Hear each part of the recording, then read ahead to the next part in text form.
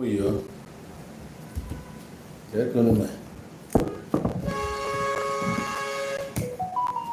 Alright. Yes, I do go call God. Everybody know when I watch him this moment. Europe, America, North and South Africa, wherever you're watching from, I want to say, how are you doing? I still remain that man. No, we only said more Kevin Michael Slot, Canadian immigration, Kevin Ike Jacuzzi, Samuel Okoriba, Ago the Mystic, Sunday Onyeje, where man, you know the latest, Charles Stanley, one guy. Osi Obodo Igbo bata Nigeria here. N'Enugu eba. Where no, we meet your friends here. Na bar, fakpoli abia. Obia eba no share with them. O move there with ofu onye pụọ n'ụzọ ndị nke ọzọ adọkụ cross onye. Ebe a ka anọ wee gbagbuo enya the guy. Ife nchọka m weta to your notice bụ ife na-eme n'ala Igbo. Lote okwu gọvanọ Anambra State ikwu few days ago. Ndị mmadụ na-akọ this, that, and that. If I go, why governor Gejige make such statement? And only upon a question. If I'm a governor, governor say 99.99% of ndị ejide n'aka fa dị njọ na Anambra State, ndị na-ekidnap na-egbu ndị mmadụ na fa bụ ndị Igbo na nwere onye Fulani na ya. Some people fear no propaganda. If I go pure, I stand here to corroborate if a governor knew. Okay? Before you start talking nonsense, go to the prisons I went around. Biano Asabe, I went to prison in Obach. Jackie Fundibo. Jen Onicha, in case Jen at the prison never came from Igbo. 20, 21, 22, 23, 24, 25 years old. I feel you never. Now, if you never with this video, get your former. I want somebody and a baby to educate. Number chat in London. Now get even you have a video, ever to educate about when I watch this video. Thunder, Gabriel strike here. The same thunder that strike in strike ya nna strike ụmụnna gị niile maka na ibu idiot. Ị na-esili onye ị ga-eji wee na-akọ iri ọ bụ mmụọ. Whoever gịnị anọ wee na-akọ asịrị kọgide asịrị onye nwa wee sị na mụ bụ Onowu Igbo nọ na payroll Simon Ekpa. Chukwu ga-egbuo that person na-ezigu that rubbish. Agwa amụrụ na ayala IPOB na ayala Biafra. Mother you look when you ever know. The two are not. Anyway, my own group na legit. After my group, I can form a Mosekwanya charity organization. Uwanine na afumu na gana eme charity. Nnatego melon de madu charity. That's what I stand for. I'm not a business organization. Agba ngobo need a business. Don't join my organization. I don't know if I never believe Biafra can get waited before Mbolo Madu Nandoma. My destiny is not tied to Biafra. Yes, and I will say it every day of my life.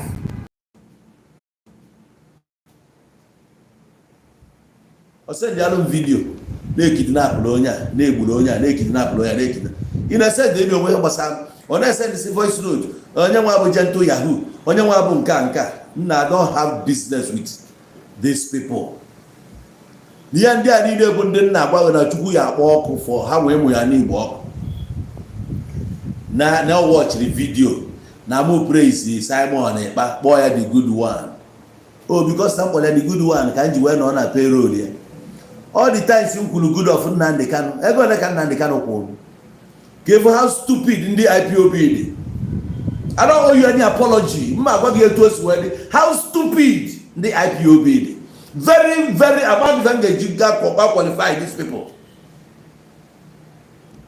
ife a chọrọ ebe bụ etu fa si chọọ ya gị na-emelụfi etu a me personally anya ememe ya ọ ga-adị m agbalụ mmadụ boy. I was raised in the street. Agụrụ m akwụkwọ na school of hard knock. I sent the message. I'm 1 man soldier. I don't follow kwa gangio. I don't follow kwa mmadụ this that. Chukwu kpọkwa gị ọkụ dia ndị jo. Na ndị a this idiot wee sị na mụnwa nọ na payroll Simon. Onye bụ Simon Ekpa? Who is he? Nya ya akwụ m ụgwọ ka mụ ya akwụ ụgwọ. Onye ka ọ bụ? Onye ka ọ bụrụ Simon Ekpa ọ bụ onye? Who knows him? Ewepụna na-ekwu okwu Biafra. O nwee onye bụ Simon Ekpa ka m meji wee nọrọ na payroll ya o wee na-akwụ m ụgwọ. Ndị otu Simon Ekpa na-akpọ m n'ọnụ. Na m na-ekwunyere IPOB. Ndị IPOB na-akpọ m n'ọnụ. And I go still repeat am tomorrow. Gee ntị ọfụma. Mma ajụ gị ajụjụ. Onye ọbụla nọ na this live program kịta ga-asị nyafunugo ụbọchị ndị ESN challenge these boys ndị a na-ekidnap ndị mmadụ ha gbaa fesi nya gosi m ya weta the video ebe a ka m nọ wee bụrụ enemy ndị a video ị ga-afụ ebe a na-achụ efi n'ime ọfịa na-agba efi who said men not there? Power. Who said men not there? Fulani in our bushes. Fulani so efi onye ahụ chi efi ahụ afụ bụ ebe agbagburu ya ihe anyị na-afụ n'ebe bụ na-agba n'efi egbe the same video ka a na-circulate for how many years. Ajụọ gị ebe ọ bụ na ị nọ n'ime ọfịa you are inside the bush every day Fulani ndị mmadụ na-apụta n'iro tọrọ ndị mmadụ banye n'ime ọfịa ahụ ị nọ n'ime inwudeba ndị a for one day you never shoot them for one day anya fụrụ ebe gị na ha abụ n'ebe onye IPOB ọ ihe mere respect na yotago ọ gị nwa abụzi onye IPOB ga-ekwu na edoro among ndị dị stupid. I no go leave this matter. No. Imagine mmadụ ịbịa na-edere m ozi na mụ nọ na payroll Simon Ekpa. Onye bụ Simon Ekpa? Simon ọkpatago ego. O nwere ihe ọ na-alụ. Ọrụ oyibo ka ọ na-alụ ebe na-akwụ ya ụgwọ salary ena. Ka m nọ na payroll ya. Who is he? Ma ọ bụ ọ ga-take enu time o. Take enu time o.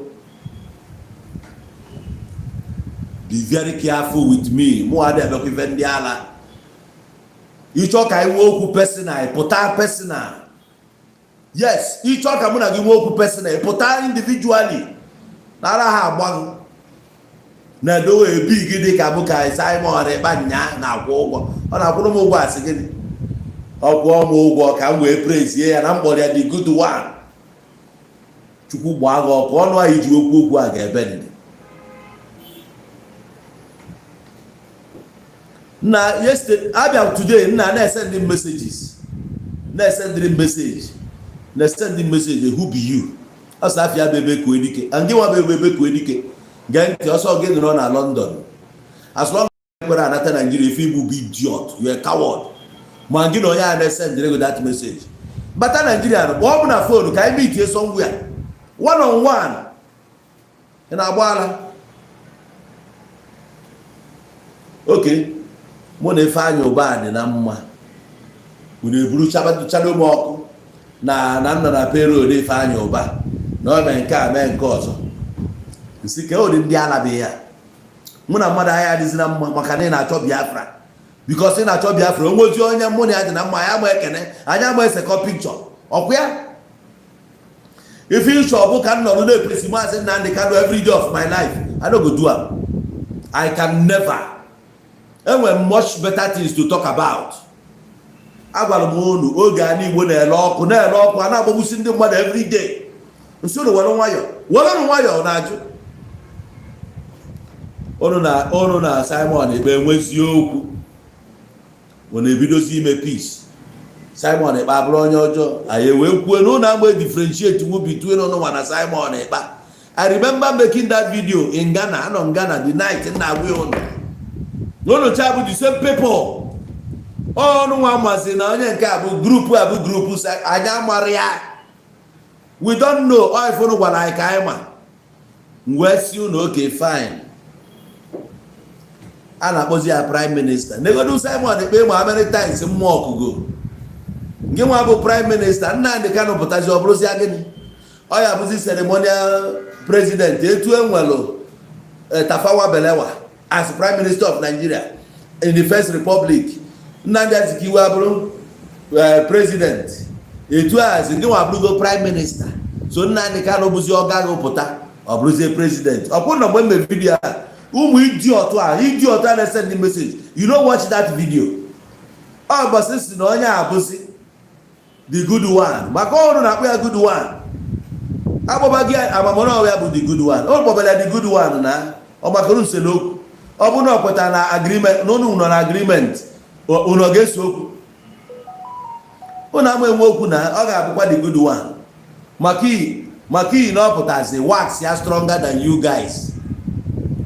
Obure enemy unu. Go see na your friend enemy ndi Igbo. Ndi a that run the mmadụ no gbagburu.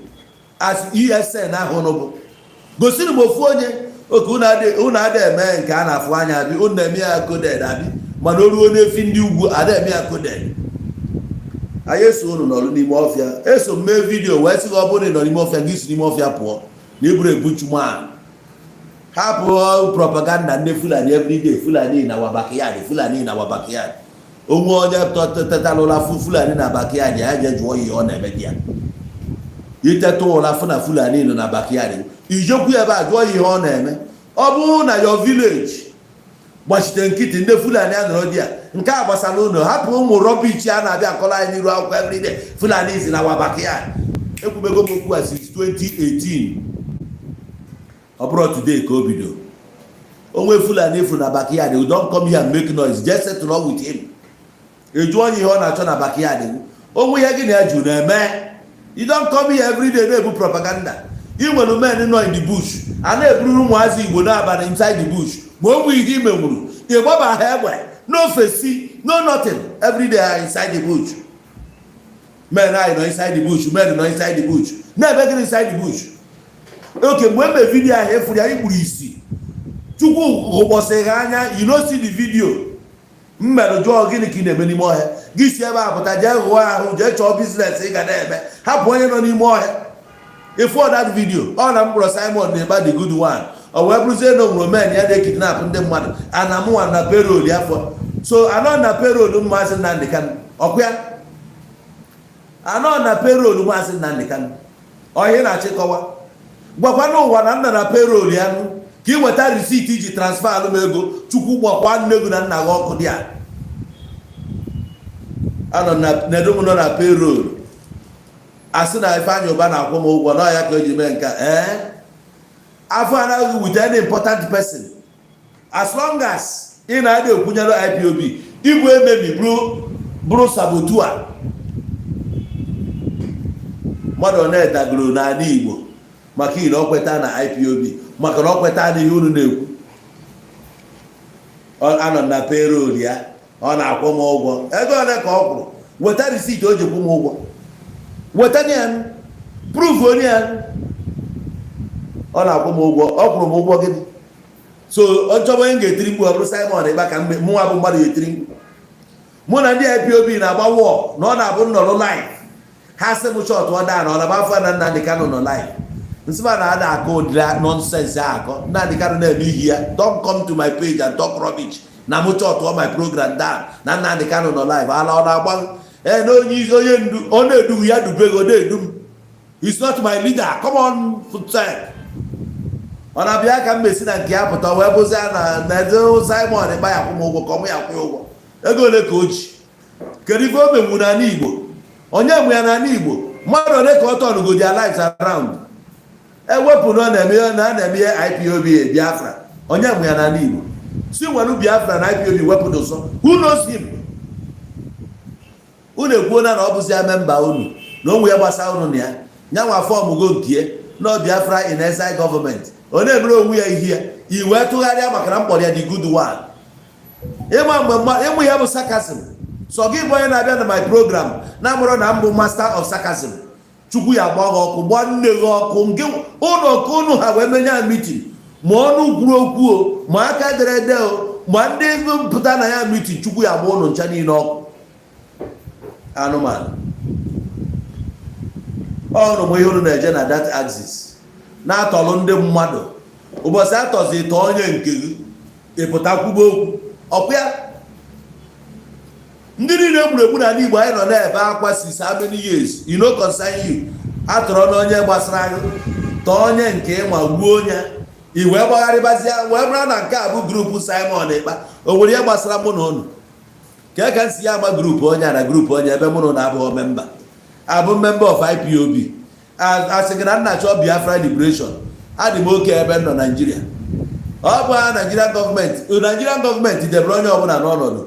Ma onye ugwu, ma onye Yoruba, ma onye Igbo anyị na-ata afụfụ a. Mụnwa mere vidio wee sị na kama m ga-abụ onye ugwu anyị ejide presidency ka m bụrụ onye Igbo ma ya ejide anything. Emechara vidio wee jụọ gị nwa sị ị ga-ala ka ịbụ onye ugwu Hausa ka unu jide presidency, ka ị ga-ala ka ịbụ onye Igbo ma ya enwere presidency. Unu ncha niile gụrụ chorus ka ị bụrụkwa onye Igbo egwu. So Nigeria enwe onye ọ debere ahụ dị mma. The only people na survive na Nigeria bụ ndị dị smart, onye na-afụ ụzọ, mmalụ how to take advantage of ife na-eme na society ma environment ọ nọ. That's why some people jije abroad fa akpata ego. Some people jije abroad agụụ na agụ ha. Ọ jire di ya were mentality Nigeria bịa.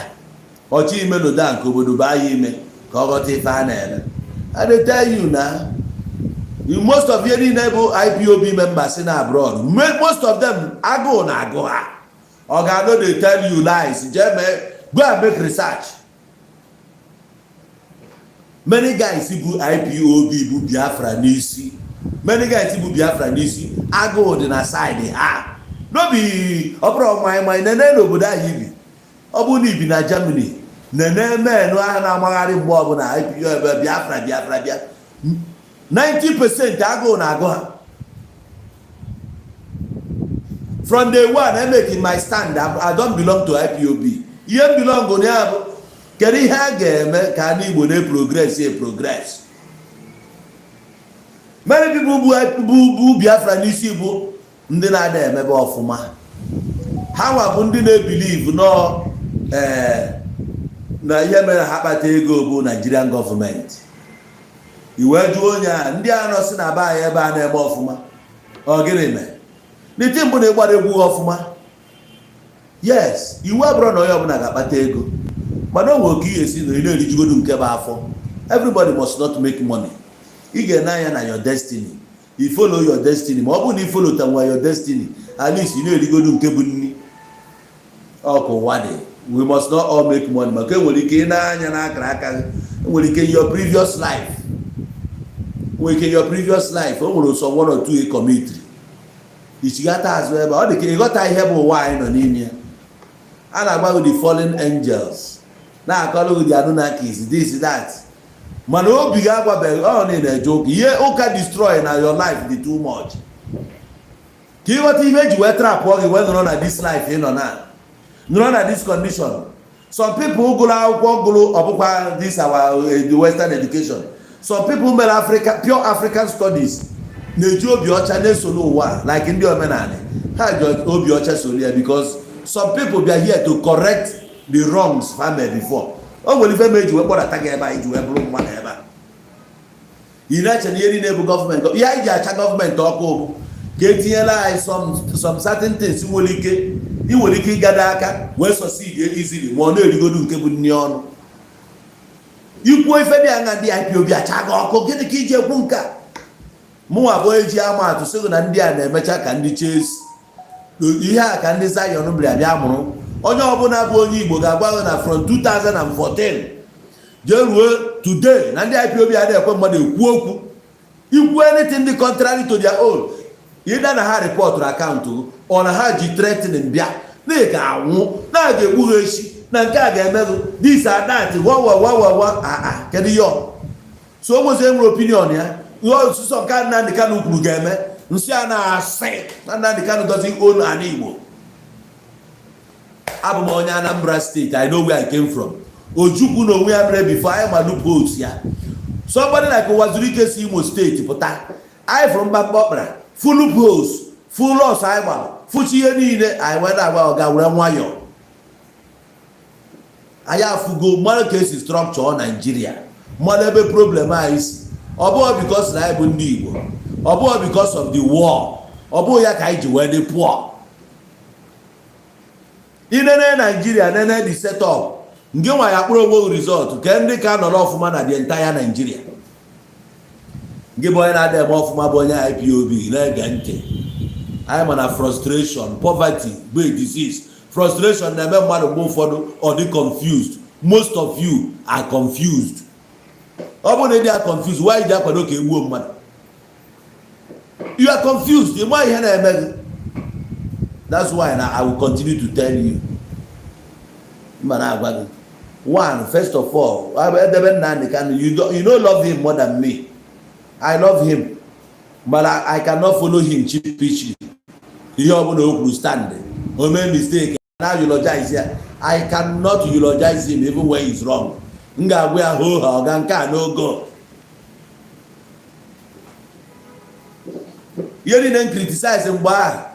Ana m ajụgo ekwuru m ụbọchị ya si kedu ihe Peter Obi kedu aka ya na Anambra State as onye chigoro anyị before ndị propaganda ndị IPOB ajụọ m unu kedu aka unu n'ala Igbo ka ị na-achụ Biafra kedu ihe itiri n'ala Igbo to show people n'inwe that power to transform an Igbo ego ole ka ị spend iji wee rụsa Sinotaf ozuara gị n'ofu school of technology anyị na-ekwu tech hub ụlọ ada etinye nwa ofu onwe ụlọ lụta ọ bụ na transport kunu tiri ego kedu ebe unu tiri ego ọ drone ka unu sendịrị ndị mmadụ ha ya aba drone kedu ihe unu mere to make the life of ndị mmadụ to be easy? Nothing.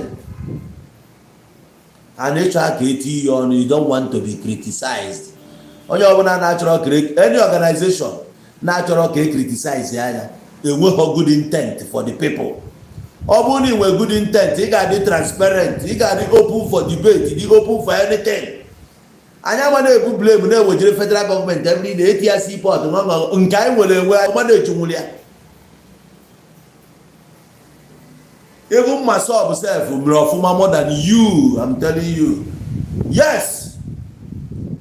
Kedu ka ị ga-esi nọrọ fọm ESN na-akwụ ha ụgwọ ha nọ n'ime bush a na-ekidnap ụmụnne anyị na-ebuba ha n'ime the same bush ha eje na-akpọ ransom ụfọdụ nwụrụ di ya ịgba ha wọ n'ofesi ka anụ na-akwagidere ya that since 1 week na-akwụ ya ebe dị ona no ESN na-akwụ ya wuchi ndị dị ona na ha na-akwụ ya wuchi ndị Fulani anyị anụ anya nga ọkpala axis etu a ka esi eburu ndị mmadụ everyday people a na-efu n'ala Igbo a na-egbu na-ekidnap onwe onye nwere ọnụ tose ebe ka ị nọ siri nọ n'ime ọhịa ka axis ị nọ n'ime ọhịa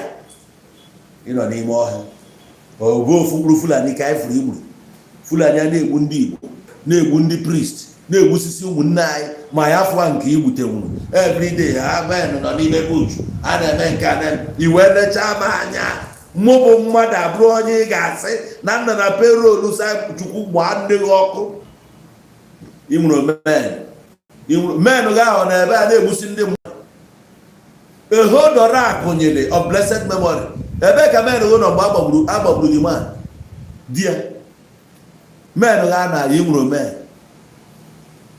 ịnwụrụ men ụmụazị isi obodo oyibo natasi ya ya na-egbu ha ihe na ọ bụ onye kwuo okwu etretin ọya na a ga-egbu ya obi inwe pawa iji gbuo onye kwuru okwu inwe pawa igbo Fulani ndị anyị ji ebu propaganda ịchọkwara m okwu ịchọtakwa m ya agbalikwe wọd na ya yes wọọ m abụkwa wọọ iji kpọtara men bịa gị nwa one on one bịa from London to Nigeria 6 hours enter here ka anyị kwuo ya n'iru ma otu a na-ekwu request ya pụta n'iru akwụkwọ ibe prove onwe gị n'Igbo man akwụ mụ nwa ụgwọ onye kwu ha na maka slogan ụnụ how much they pay you unu believe ihe niile ebe ego how much they pay you onye kwuru ha na against you how much they pay you ikwunyalụ Nnamdi Kanu onwezi ihe dị ka ego ị ka ala njikwa m ego one ka Nnamdi Kanu kwụrụ nji wee lọvụ ya like this ndị otu na-ekwu okwu na ntị gị na ojekwa be Nnamdi Kanu. I was there like 2 weeks or 3 weeks back. I went to his father's house ka m fuke n'ebe bụ afa n'ibe ekwu a be Nnamdi Kanu ebe a gbara ndị mmadụ python dance. I went there. Where were you? Chukwu gbakwa nne gị ọkụ dị a. Where were you?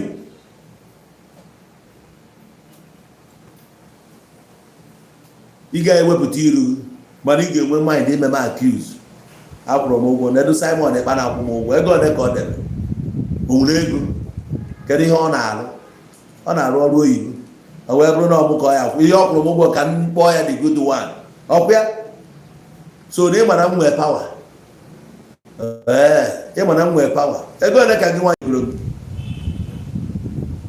ị ga-eprove gwe n'inye goro m ego ka m wee kwunyelụ ka ọ na-ekwesị ịchọ aka m kwunyelụ IPOB ịchọzi ya Biafra struggle ike ekwu na-akwụ na Nnamdi Kanu kwụrụ m ụgwọ mana ndị IPOB kwụrụ m ụgwọ onye na-ekwunye ọrụ ụlọ ọ bụrụ na akwụrụ ụgwọ anọ na payroll nedo mụnwa nọ na payroll ị ga-enwetakwa slip ahụ o ji wee kwụ m ụgwọ ọ bụrụ na ọ na-akwụ nya monthly iprove onye ya na every month na ego ọ na-akwụ m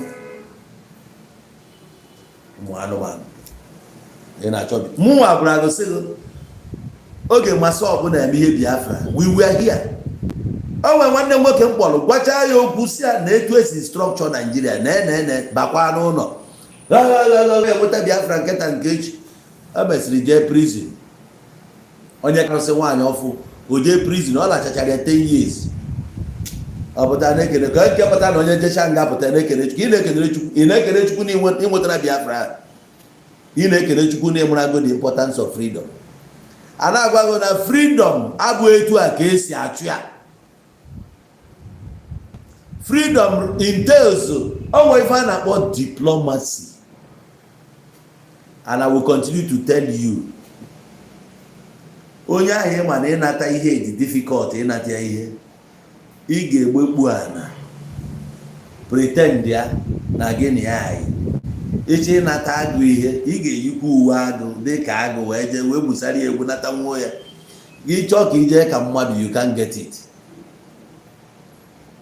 Ada nọkata wele amụ tinye n'ọtụ amụ a ga-ejiri nwayọọ wee kwụrụ n'ọtọ bifo ọbanye ada akwụ ọtọ dina na lahụba ụla ị ga-eji nwayọọ gbekpuru ube wee lahụ ụla.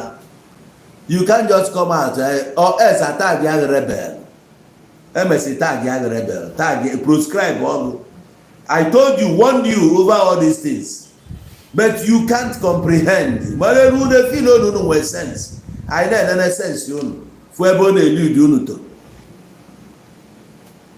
ka mfụkwa onye ọzọ ga-ekunye wee mepee ọnụ adị ya n'isi wee ka ọ da rubbish again.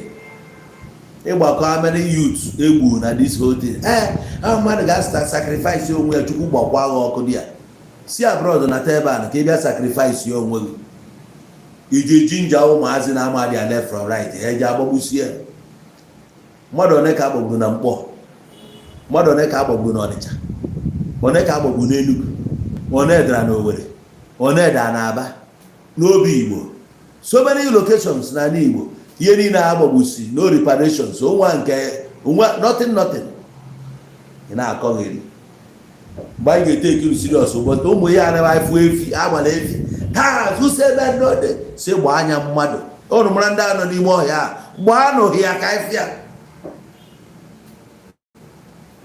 ụnụ ada afụ mmadụ gbaa usemen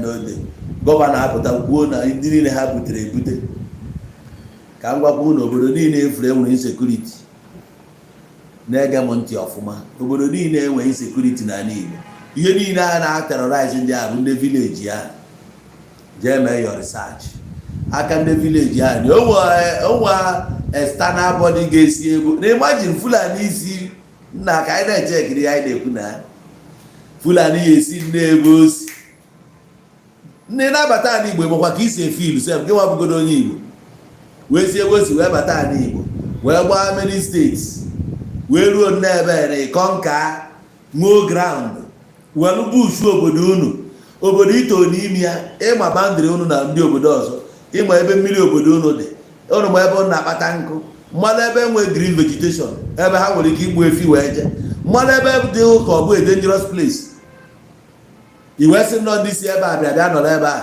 ebee ka yutu obodo unu nọ onye ka unu na-akwadota rọbish Fulani ọbụla abịa ebe a ṅụọ ground onye obodo kwe ya wee je di ya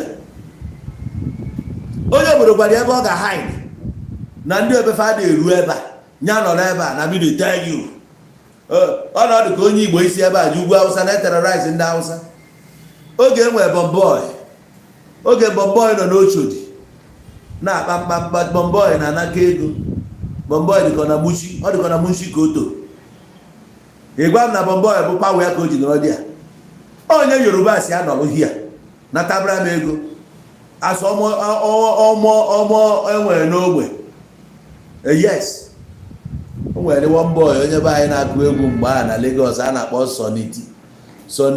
Soniti Adeshoko igbe egwu Soniti Adeshoko Soniti enwere ike ya ama egwu ahụ in the 90s Soniti Adeshoko mgbe ahụ ọ pụtara ka Pasuma Wonder pụtara oge a ka Dadishoke pụtara onye Igbo ma ihe ya ama mana ndị nyere ya grand bụ ndị Yoruba oge ịma Soniti adị so onye ọbụla bụ onye Yoruba ma onye Hausa ma Fulani ga-abịa ala Igbo nwee grand onye Igbo si anọ n'ebe a onye Igbo na-eri percentage ana onye Igbo ama ekwe na onye bịara abịa ga-enye ya lesser percentage it's not possible onye Igbo ga na-eri higher percentage emegbu ka anyị malụ na ndị Fulani a na-achị efi na ala Igbo na-agagharị na most of efi a bụ ndị Igbo nwe ya ndị Fulani na-elele ya ndị Igbo mekwa your research ka anyị rapụzi adụ ife propaganda na-akọgheri every day of our lives anyị bụ ndị Igbo mmalụ villages anyị mmalụ boundary anyị ma ndị anyị na-afa agbala oke ana obodo ọbụla sị na ha ma bad boy ha nwe ha ncha niile bụ ndị ala ndị criminals ma igwefa ma PG ma youth leader ma women leader fa ncha niile bụ kiva na-akpụ ya fa ncha niile bụ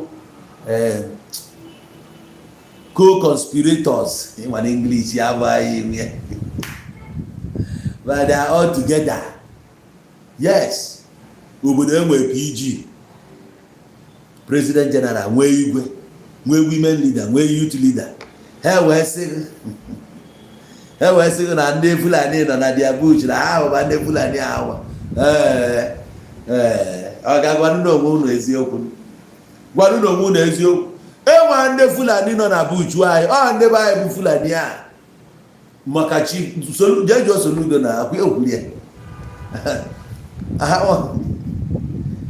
na-agbaghị obodo nsi ya n'obodo m o nwere mgbe ọ na-ele ọkụ na-ele wawawa a na-egbu ndị mmadụ na-egbu youth na-ele ndị asị ndị a kpọtakwana nwa agụ abụkwa one man squad nwee sendrọkwago agbakwa nke obodo amụm na ya ntoni amalụ mee ka ụmụazị pụtalụ nya ga-apụtazi filo na anyị ga-agbalụ fọ ọsọ na-asị o it's not possible ịma na South Africa nje na n'iyi ha wegbugide wee gbuo one boy wee nọ n'iru nne papia nya grandma wee bepụ the guy isi wee sị na asị na ife abụzi the height of it that day kefa nọ wee nwee issue na gịnị mesịrị na Ọkịja finally ọkwa ebe niile mesidelu jụrụ ọkwa mesidelu wee sị gị na ọ bụkwa na obodo gị na-ele ọkụ ịma what to do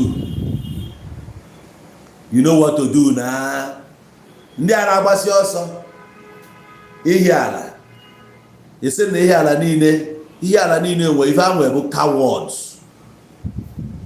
ọ bụ na ebe onye ihe ala mụ na gị bụ nwanne mana ana m eput ya to you a coward na-egekwa m ntị ọfụma ka ha esi mpụta na ahịa igwe n'ụzọ igwe esi m chiga azụ mana ihe ekwu ya because na amụrụ nwa dị ala n'ụba ya ekwe m you no go fit drive me n'ihe ala taa mma agwa gị na mụnwa ka gụ sef nwee ọnụ n'ihe ala amụ nwa dị ala so ị nwee ọnụ sef ọ ịchọkwa ije ebe ụmụ nwa dị ala jee na-akọ shit ma for you ịma ịpụta kịta ka ị na-eje you a coward ịnọ na-azụ igwe n'ebe nna gị ka ọ dị aghasasịa ya kpota ndị amị debe na be nna gị na uli wee daa flat na ama ọka daa azịa daa eje na azịa na ndị azịa ụbọchị a ka igwe unu kapụta ịpụta jiri erezi eche ụda onye ka ị bụ yue kawọd uwe onye ịbụ mee mbọsị be alen epis ebe niile tie obulu isi ụzọ daa na-eke ụtụtụ nke ife a na-akpụ ya gafe obodo anụnwa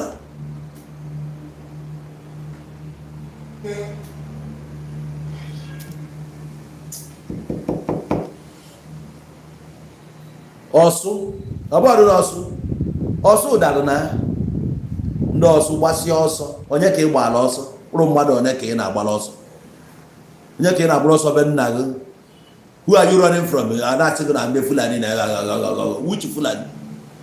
Ya Fulani bịara be nna gị gbapụ ọsọ ịbụ anụmanụ chukwu gbakwa agha ọkụ dị a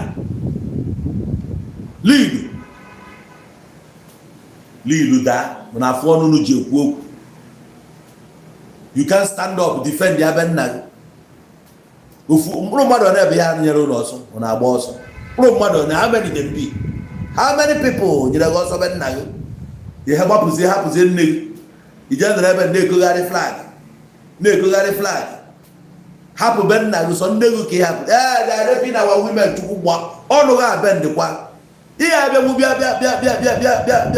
fight ya fọ ụmụnna gị ịgbafuo wee nwee god necha onye ya ọ bụrụ mụnwa one man riot mụnwa bụ onye na-asị na nọ na payroll chukwu gbakwa agha ọkụ payroll oge a mbata Nigeria ka mgbe nọ Dubai ka mgbe nọ South ka ebe a nọ wee nọ na payroll ya idiot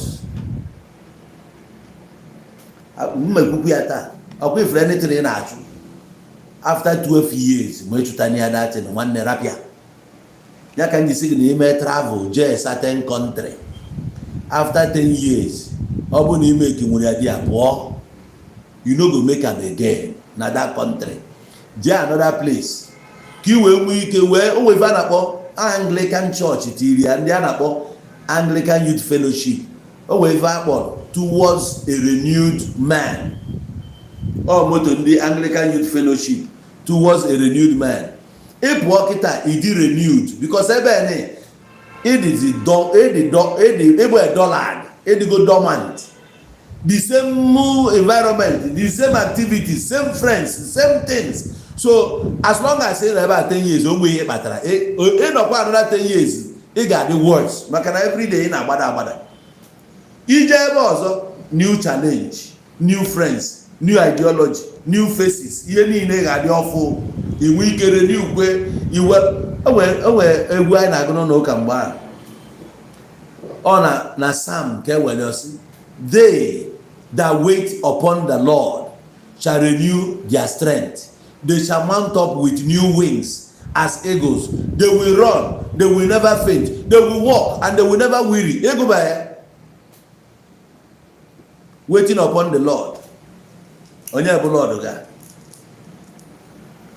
O gosi na ọ bụrụ na ị na-eche ego bụ onye nzọpụta gị na ị na-eche ka ife ọfụ ume nwanne ị ga-agbanwe ike gị ma ndị na-ele anya Jehova ga-agbanwe ike ha ndị na-ele anya Jehova ga-agbanwe ike ha ị ga-agbanwe ike gị ha ga-efega elu na nku dịka ugo ha ga-agba ọsọ ị ga-agba ọsọ ị ga-renew your strength ka ị wee nwee ike pikite ego na street ị ga-agba ọsọ new vigor mgbe ị nọ n'ebe ahụ ị nọ nwanne itiela ịgwala iji ha ego kọntaktị gị niile bụ 2005 kọntaktị onwezi ihe eji eme ijekwa ebe ọfụ afụkwa gị ọ dị ha ka na-asị onwelife onye ha ji bịa agba ahụ nso iwelu new contact so ebe ọ bụla ị nọ anything ị na-eme after 10 years ọ bụ na o nwee ihe ọ metara rapịa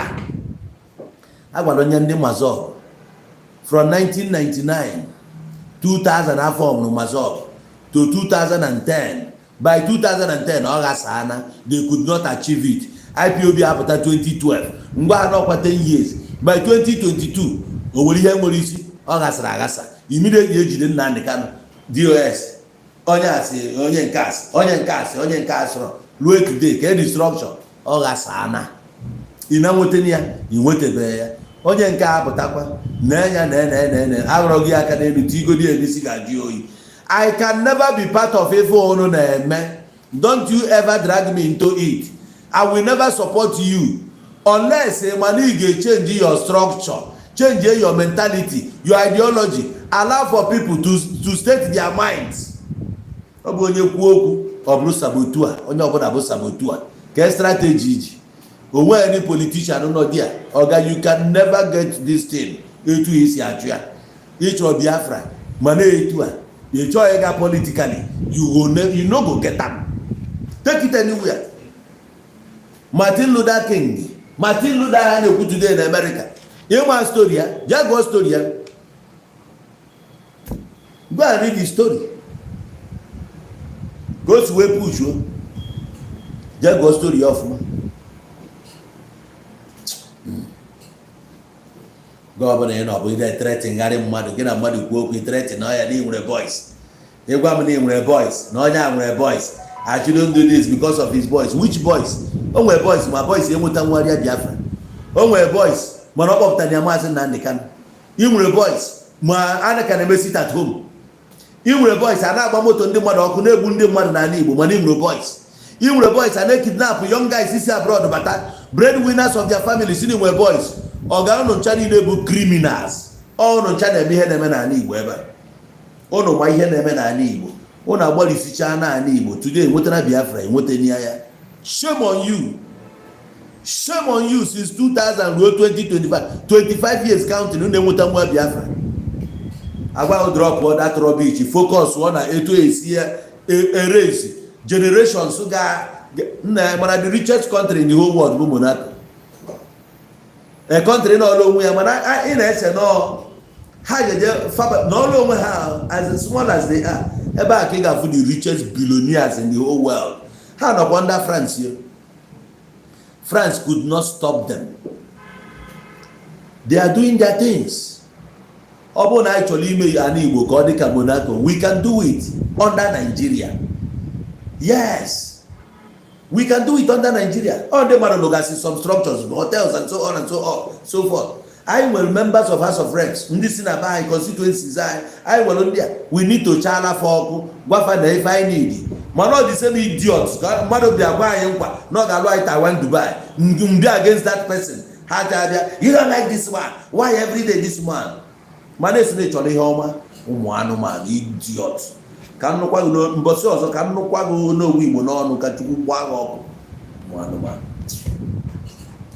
ụmụ iyo ọ ka o si wee dị mmadụ nọkata nnọọ n'esi ife oge aka ọ bụ mụnwa na-ese the same picture eji wee kidnap onye agbuo ya onwere gbasara m dị onwere gbasara m ifurugo m ebe m bịa agbanye mkpa vidiyo na-ekwu na-akpọsị afọ onye a enwe time ya ife nnidi bụ igwago na ihe ị na-eme aba uru hapụ this thing, it will not help you. Ma ọ bụ na ka m bịa kpọba gị afa ma onye ịbụ wee na-akpọ gị afa, I don't know you and I don't want to know you. Enwe am friends o jekwa jụọ ese m ọfụma if you don't know me. Enwekwa m na gang a ka ya na-afụ mụ na ha. Enwekwe gang kọtụ ha na-eme Nigeria onweghị jikọrọ mụ na ndị kọtụ. Enwe time ha because nnecha ya anya ọ na-adị m ka ụmụazị. Can form organization to fight the government. I no go join that. No anything against any member of the political class. Nah, go direct. You are not doing well. I'm one man soldier, one man squad. Muna man eji aha ka bia in group. Anom nia. Group mu ha form no beba na me business. Yen chro ka odre go ma wete business ka post to ologo onye cho go ga yo go take aha. Succeed in your own way. That's me. Ma ọ bụ na ka m bịa na-akọgheri ihe mma ihe mana ọ dịrị achievable. Ọ bụgodu na ọ dị achievable, not this pattern iji achụ ya. You can never achieve it in this way. Biafra after egbuona millions of people. You don't want to let go because of your selfish interest. If you na-enweta dia ndị a niile egwu ya n'isi buru ya n'isi ṅụọ iyi na onwe ihe na-enweta di ya ị na-agbagharị chọrọ Biafra ṅa nsị gị na m achọ ihe i kwuru abụrụ nsabotu a na m achọ ahịa abụrụ nsabotu a abi ọ dị mma gị nwa na abụrụ nsabotu a anyị na wọchị daalụ ụmụ iyo hapụ ndị ala akọghị ka m fụkwu ya bịakwa na my inbox bịa my inbox ọ bụ na n'isi chịkwara ọnụ asị m ga m wepụtara gị 45 minutes and 45 minutes emega elapse so I want to bow out. Thank you for giving me your attention. Asị ka m were ọpọchị so iwu chọọ ịtụsa dị meseji nya nweta ebe ọ bụla ọ nọ nya nweta ebe ka onye ike mmadụ onye ahụ na-edere gị ozi ahụ mmadụ dere gị ozi ịgwa onye ahụ nna ya forget ya this nonsense ịmara onye ahụ gị bụ ebe ka dike na London ịmara onye ahụ na-esendịrị gị ozi ya werekwa this video just send ya nya forward ya to boys ya nwa nwere boys ị nwere boys ya na Igbo adịo na isi na ị nwere boys boys ga-echenji nwa situation of things na Igbo onye na-abata ala Igbo egwu a na-atụ ya ụmụnne anyị jisi ego ejedrọsịa na bank ha na abroad ha na-atụ ụjọ ihe ha na gọọmenti obodo ga-eje instead of them to bring the money down here bịa invest ya they are still afraid mana ị nwere